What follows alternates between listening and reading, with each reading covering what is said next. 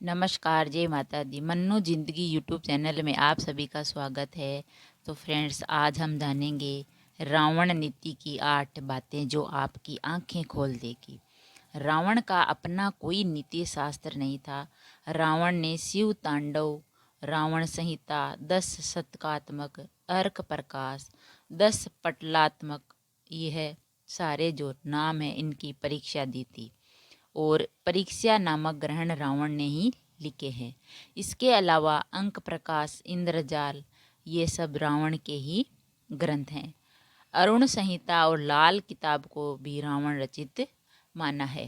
रावण की नीति रावण संहिता और वाल्मीकि रामायण में मिलती है। तो रावण की नीति के 8 प्रमुख बातें वो हम जानेंगे। निर्णय के पक्के रहो। रावण ने अपने नाना सुमाली से कहा, जो एक बार मैं ठान लेता हूँ उसमें कभी पीछे नहीं हटता। मृत्यु का भय भी एक वीर पुरुष को अपने वचन से विमुख नहीं कर सकता। दूसरा, किसी की परवाह मत करो। हनुमान जी द्वारा लंका दहन के बाद रावण ने अपने मंत्रियों से कहा, लोग मुझे आज क्या सोचते हैं या क्या सोचेंगे, मुझे इसकी परवाह नहीं है। क्षीण बुद्धि वाले इस समाज को तो परमेश्वर भी संतुष्ट नहीं कर पाएगा। कुछ लोगों के लिए मैं एक देवता हूँ और कुछ के लिए राक्षस। लोग केवल अपना स्वार्थ जानते हैं। जब आप में उनको स्वार्थ दिखे तब आप उनके लिए देवता, और जब उनके स्वार्थ का आपको पूरा न कर सको तब आप उनके लिए एक राक्षस बन जाते हैं। यह समाज अपने अपने स्वार्थ से ही चलता है।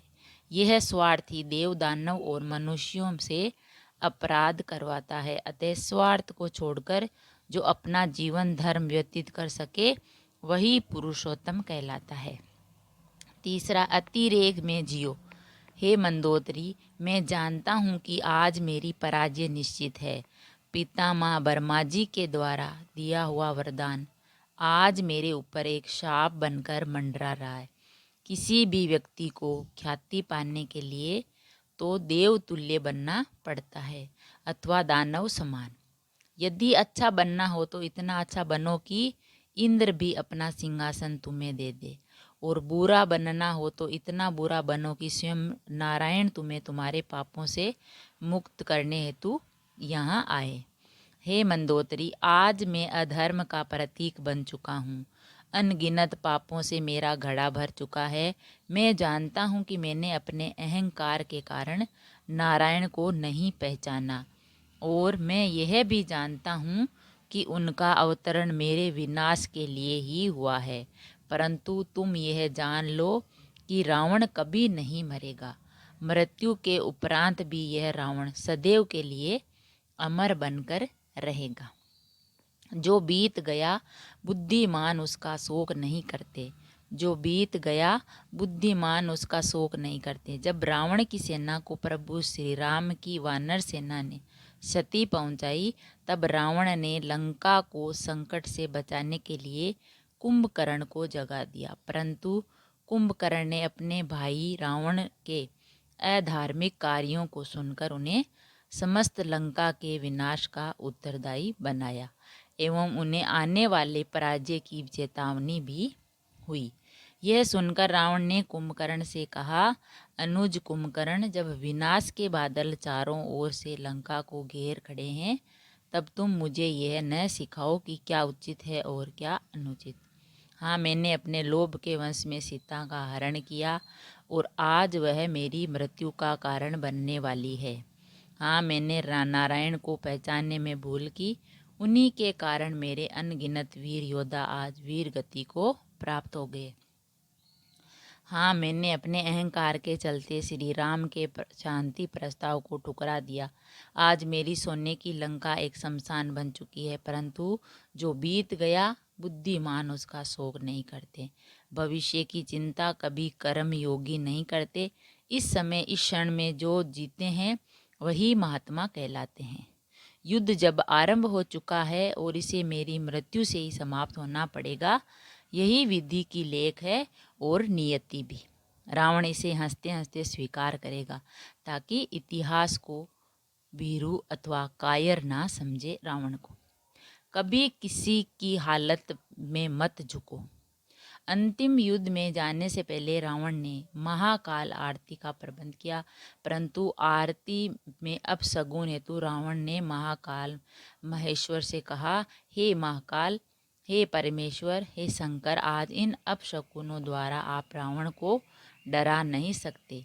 आप क्या सोचते हैं कि मैं आपका परम भक्त दशानंद रावण इन अपशगुनों से डर जाऊंगा और युद्ध को रोककर राम के चरणों में समर्पण कर दूंगा? नहीं, रावण मिट जाएगा परंतु झुकेगा नहीं। अपने आन को बचाकर जो जीते हैं वह एक कीट की भांति हर दिन मरते रहते हैं। दया की भीख में जो रहते हैं उन्हें जीवन की दया का पात्र बनाते हैं। इस युद्ध में मेरे अनेक सगे संबंधी, भाई, पुत्र, पौत्र एवं अनेक प्रजाओं ने बलिदान दिया है। आज यदि मृत्यु के भय से मैंने अपने घुटने राम के समक्ष टेक दिए तो मेरे परिवार और लंका के वीरों का बलिदान व्यर्थ हो जाएगा और इतिहास मुझे विभीषण की भांति कायर समझेगा। अतः हे शिव, हे शंभु, हे शंकर, हे भोलेनाथ, रावण कभी नहीं झुक सकता। अच्छे कार्यों में देर नहीं करना चाहिए।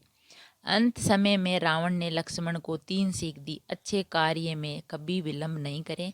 अशुभ कार्य को मोहवश करना ही पड़े तो उसे जितना हो सके उतना टालने का प्रयास करना चाहिए। किसी को तुच्छ ना समझे।